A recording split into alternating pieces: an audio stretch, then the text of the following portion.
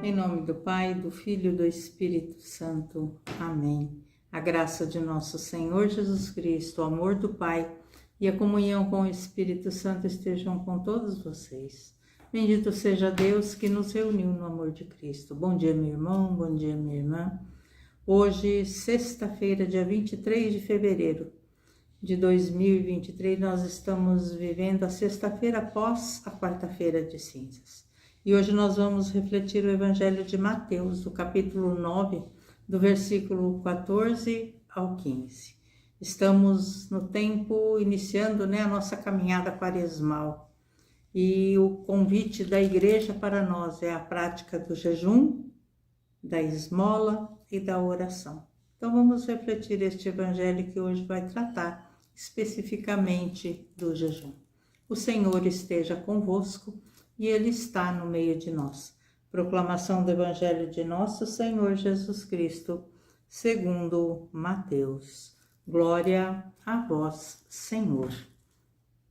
Naquele tempo, os discípulos de João aproximaram-se de Jesus e perguntaram: por que razão nós e os fariseus praticamos jejuns, mas teus discípulos não? Disse-lhes Jesus: por acaso os amigos do noivo podem estar de luto enquanto o noivo está com eles? Dias virão em que o noivo será tirado do meio deles.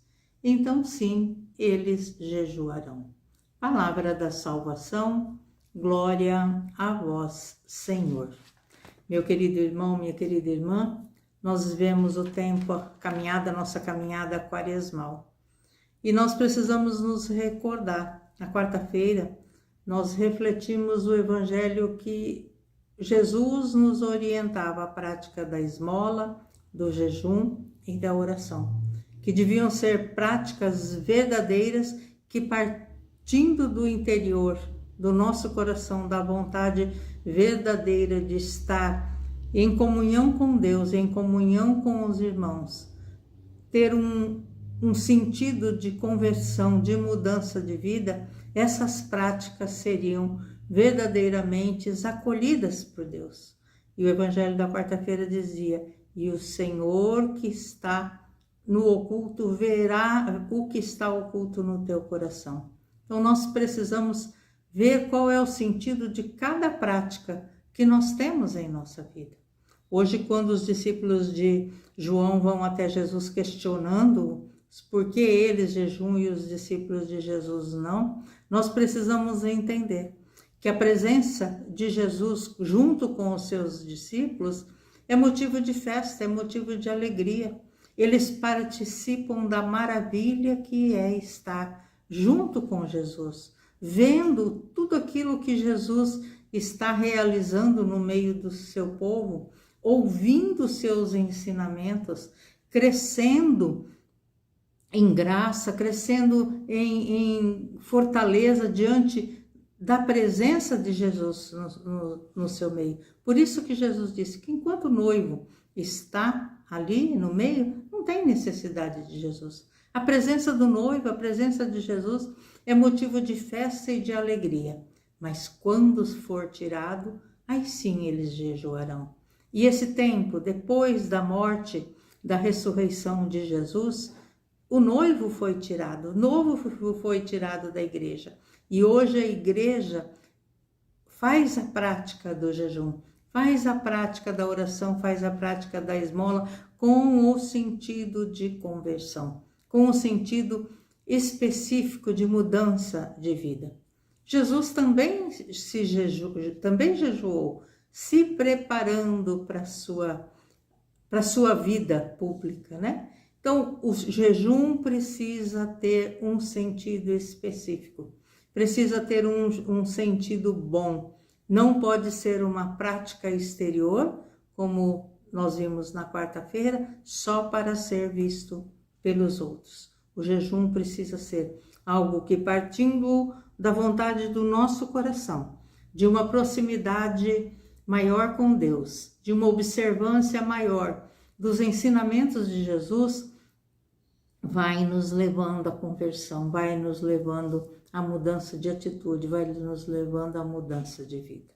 Então, todas as práticas que nós temos, elas não podem ser só exteriores, mas elas precisam realizar em nós o propósito de nos aproximar de Deus, de nos aproximar do irmão e nos guiar e nos orientar numa vida espiritual.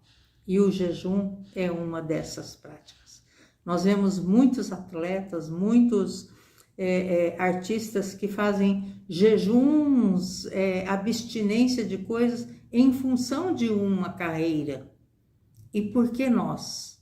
Uma carreira que é perecível, né? Que é passageira.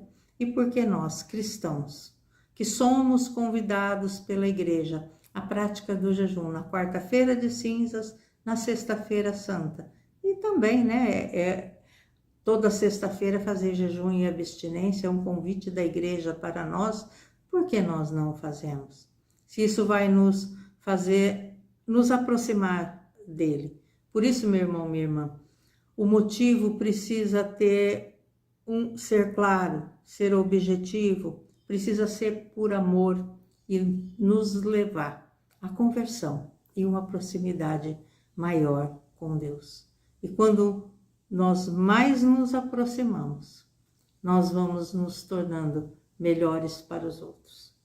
Se a nossa proximidade com Deus nos faz piores para os irmãos, ela não está sendo verdadeira.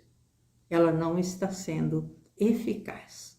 Então, convite nesse tempo que nós estamos vivendo, nos preparando para a Páscoa do Senhor, que nós tenhamos uma reflexão sobre as nossas vidas, porque nós estamos vivendo um tempo, né?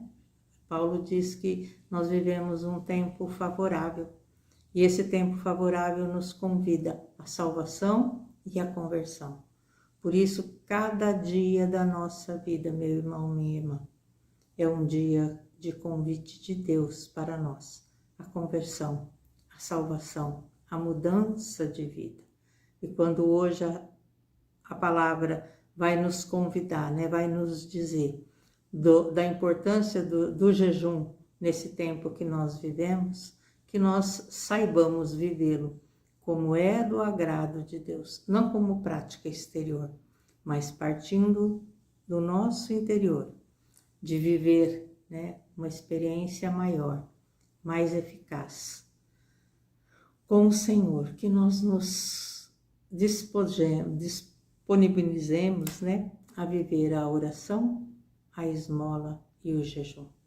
Que o Senhor, em sua infinita bondade e misericórdia, derrame sobre nós as bênçãos que nós necessitamos e que o Espírito Santo de Deus nos dê a força, a sabedoria e o entendimento para viver esse tempo de preparação para a Páscoa, como é do agrado de Deus e a necessidade de cada um de nós. Louvado seja nosso Senhor Jesus Cristo, que para sempre seja louvado. Que nos abençoe o Deus Todo-Poderoso, o Pai, o Filho, o Espírito Santo. Amém. Uma boa, santa e abençoada Quaresma, para mim, para você e para todos nós, cristãos.